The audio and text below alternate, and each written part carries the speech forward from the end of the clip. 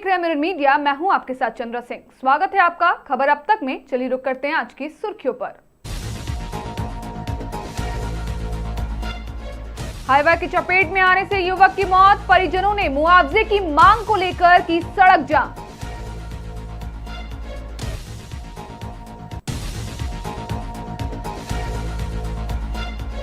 राजमहल अनुमंडलीय अस्पताल का देर रात औचक निरीक्षण, सिविल सर्जन ने जांची व्यवस्था।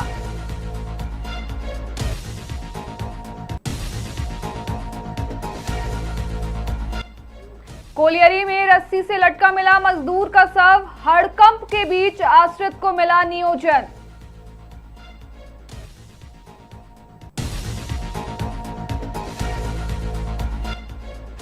धनबाद में साइबर पुलिस ने मनीष सिंह को किया गिरफ्तार, म्यूल अकाउंट से 2.5 करोड़ रुपए का ट्रांजैक्शन किया गया।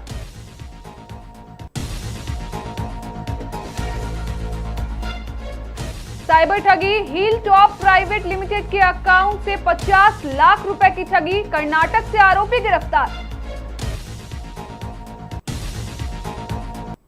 अब खबरें विस्तार से। धनबाद के निरसा हड़िया जाम कॉलोनी निवासी 30 वर्षीय युवक राजन सिंह बीती रात 7:30 बजे महामाया मंदिर के पास अज्ञात हाईवा के चपेट में आ गए, जिसपे गंभीर रूप से घायल युवक को परिजनों ने तुरंत पांडर मोड़ स्थित सीएचसी और फिर धनबाद एसएनएमएमसीएच रेफर किया गया, जहां चिकित्सकों ने उन्हें मृत घोषित कर दिया। घटना से आक्रोशित परिजनों और ग्रामीणों ने 15 लाख रुपए मुआवजे की मांग को लेकर हाईवा परिचालन को पूरी तरह ठप कर दिया।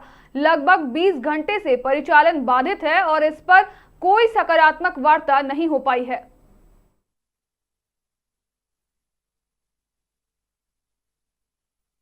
भागे भागे आया था हॉस्पिटल, सरकारी हॉस्पिटल लेके गए तो वो लोग बोला कि अभी कुछ नहीं है, लड़का नहीं बचा है। वो लोग टीएमसी में धनबाद में भेज दिए।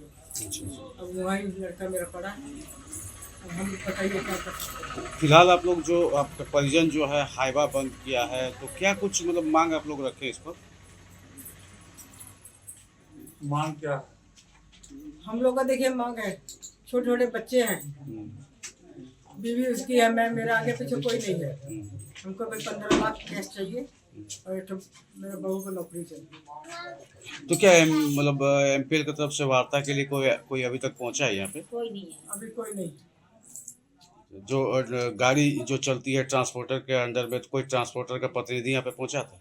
ना, मतलब किसी तरह का कोई वार्ता नहीं? रात से तो बैठे ही हैं पर। मतलब किसी प्रकार का कोई वार्ता नहीं है? ना, कुछ नहीं। क्या नाम हुआ आपका? मेरा नाम जसपाल कौर। साहिबगंज जिले से स्वास्थ्य व्यवस्था को लेकर civil surgeon doctor Ramdev Paswan ने राजमहल अनुमंडलीय अस्पताल का औचक निरीक्षण किया। इस दौरान उन्होंने अस्पताल में मौजूद डॉक्टरों, नर्सों और अन्य स्वास्थ्य कर्मियों की उपस्थिति की जांच की और मरीजों को मिल रही सुविधाओं का जायजा लिया। निरीक्षण के दौरान साफ सफाई और इलाज की व्यवस्था का भी बारीकी से निरीक्षण किया गया। सिविल सर्जन ने बताया कि जल्द ही अस्पताल में गर्भवती महिलाओं के लिए अल्ट्रासाउंड की सुविधा शुरू की जाएगी। साथ ही दांतों से जुड़े मरीजों के इलाज की सुविधा भी उपलब्ध कराई जाएगी, ताकि लोगों को बेहतर स्वास्थ्य सेवाएं मिल सके।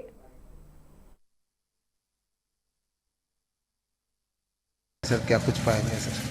ये है कि औचक निरीक्षण इसका मत बोला जाए, यहाँ राजमहल उधवा के लोगों को बेहतर सेवा मिले और रात दिन यहाँ डॉक्टर स्टाफ मिले। उसी क्रम में ये कार्यक्रम चलता रहा था। अभी मैं उधवा से भी आया हूँ। उधवा का जो नया अस्पताल है उनको भी देख के आया हूँ अभी रात्रि में, फिर मैं यहाँ आया हूँ। तो स्टाफ सब मिले हैं, डॉक्टर सब मिले हैं, साफ़ सफाई भी ठीक है, लोगों को सुविधा दी जा रही है और प्रशासन के सहयोग से, माननीय विधायक जी के सहयोग से उम्मीद है कि यहाँ पर और बेहतर सेवा मिलेगी लोगों को और डॉक्टर की। धनबाद के नरसा स्थित मुगमा एरिया के बरमूड़ी कोलियरी में एक मजदूर का शव रस्सी के सहारे लटका मिलने से हड़कंप मच गया। मृतक की पहचान whole pack operator Lakhindra Murmu के रूप से हुई है, जो गोपालपुरा का रहने वाला था। बताया जा रहा है कि वह रात की पाली में काम करने आया था और देर रात करीब 12:30 बजे मशीन के पास रस्सी के सहारे लटका हुआ पाया गया। घटना की सूचना मिलते ही पुलिस मौके पर पहुंची और जांच शुरू कर दी। वहीं मजदूरों और यूनियन नेताओं ने आश्रित को नौकरी देने की मांग की। प्रबंधन से वार्ता के बाद मृतक के पुत्र को नियोजन देने पर सहमति बन गई है। संगठन के लोग मिल करके मैनेजमेंट से मांग किए कि प्रोविजनल एम्प्लॉयमेंट उनको तुरंत दिया जाए, और इसी क्रम में यहाँ पर महाप्रबंधक से क्षेत्रीय कार्यालय के सभागार में वार्ता हुई और विचार विमर्श के बाद उन लोग माने महाप्रबंधक सहमत हुए कि नहीं, तत्काल हम लोग उसको प्रोविजनल एम्प्लॉयमेंट दे रहे हैं। मृतक का जो मृतक हुआ है क्या कारण कुछ पता चल रहा है? वो तो जांच का विषय है, वो जांच के क्रम में पता चलेगा, लेकिन ये सत्य है कि उनकी मृत्यु ड्यूटी के क्रम में ही हुई। उस समय उनका ड्यूटी था और ये नियम है कि ड्यूटी के क्रम में जब भी मृत्यु होता है तो प्रोविजनल एम्प्लॉयमेंट दिया जाता है। उसी क्रम में उनको वाले प्रोविजनल एम्प्लॉयमेंट उनका डिपेंडेंट जो उनकी पत्नी जिसको साइबर पुलिस ने हील टॉप प्राइवेट लिमिटेड के अकाउंटेंट अभय कुमार अग्रवाल से 50 लाख रुपए की ठगी के मामले में कर्नाटक से मोहम्मद अफसर को गिरफ्तार किया है। जानकारी के अनुसार साइबर अपराधियों ने अकाउंटेंट के व्हाट्सएप पर निर्देशक का नाम इस्तेमाल कर पैसे की मांग की और अकाउंट में 50 लाख रुपए ट्रांसफर कराए गए। आरोपियों ने 1.5 करोड़ रुपए की दूसरी ठगी की कोशिश की, लेकिन अकाउंटेंट को शक हुआ और उसने शिकायत दर्ज कराई। पुलिस ने आरोपी के पास से मोबाइल और 3 सिम कार्ड जब्त किए हैं। 2 अन्य पार्टनर अभी फरार हैं और उनकी तलाश फिलहाल जारी है। व्हाट्सएप चैट डिलीट होने से जांच में कुछ बाधा आ रही है, लेकिन साइबर पुलिस मामले की गहन जांच कर रही है।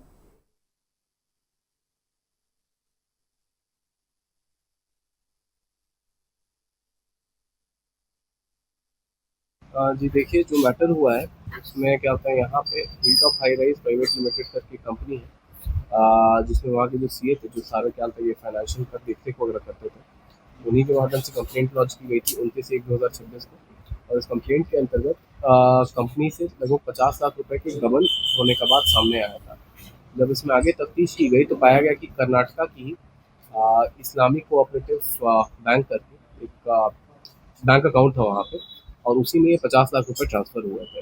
आगे जब तफ्तीश जारी की गई तो इसे पता चला कि वो जो बैंक अकाउंट है इस्लामिक कोऑपरेटिव का, उसमें एक जॉइंट होल्डर के रूप में तकरीबन 2 लोग थे, और उसमें से एक जो है आज पकड़ा के आया है। शिवमोगा का रहने वाला है, मोहम्मद अफसर इसका नाम हुआ, और प्रायः भी इससे पहले भी इनके द्वारा इस टाइप के कांड किए जा चुके हैं। कितने रकम की मांग की गई थी? 50 लाख की जो गबन की बात है, कितने रकम की मांग की गई थी? मांग नहीं की गई थी। बेसिकली आपका चेक वगैरह होता है, जो चेक आपका क्या क्लियर होता है, तो वही चेक बेसिकली आप ये बोले कि negligence on the part of the company भी बोलना चाहिए, सम ऑफ द कंपनी ऑफिशियल्स, जिनको ये होता है कि आप मान लीजिए जब भी आप चेक काटते हैं तो उसमें आप 2 बार आप पढ़ते हैं कि किस बैंक अकाउंट में आना है, किस में नहीं जाना है। और अगर आप एक बड़ी कंपनी चला रहे हैं तो उसमें क्या होता है, कम से कम 2 से 3 एम्प्लॉय ऐसे होंगे जो उसको चेक करेंगे कि यहाँ जाना है नहीं जाना है।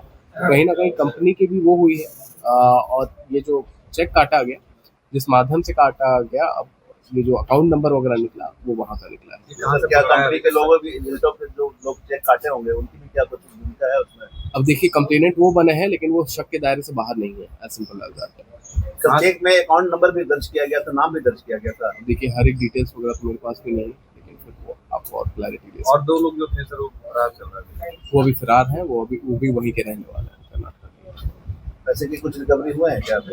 NCCRP पोर्टल पे जो कंप्लेंट दर्ज की गई थी उसमें कुछ पैसा भी थोड़ी देरी है। अभी फिलहाल क्या बरामदगी है सर?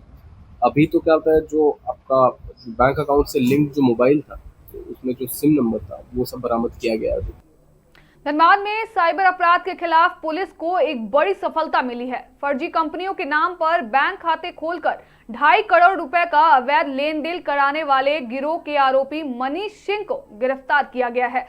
आरोपी पर आरोप है कि वह मूल्य अकाउंट उपलब्ध कराकर साइबर ठगी के पैसों का ट्रांजैक्शन करता था और इसके एवज में कमीशन लेता था। यह मामला 9 जुलाई 2025 को साइबर थाना में दर्ज हुआ था। पुलिस ने बताया कि गिरोह के अन्य सदस्य अभी फरार हैं और पूरे नेटवर्क की जांच जारी है। म्यूल अकाउंट के उपयोग के दुष्परिणामों के बारे में भी लोगों को जागरूक किया गया है।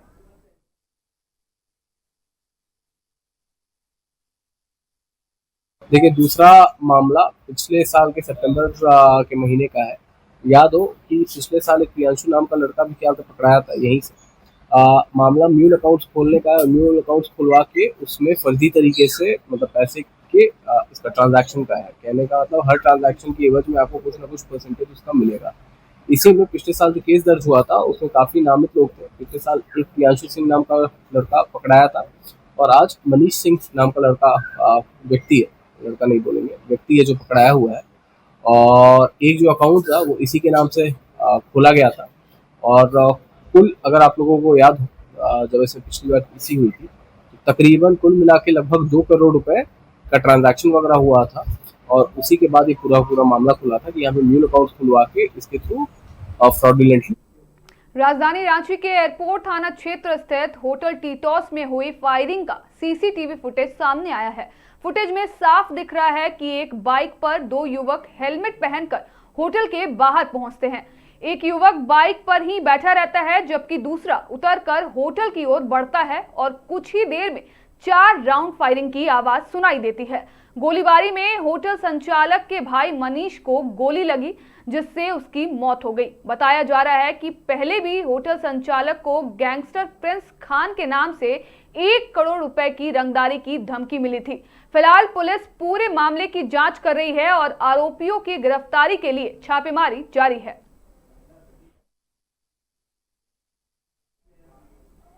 फिलहाल के लिए इतना ही। बाकी तमाम खबरों के लिए देखते रहें मिरर मीडिया।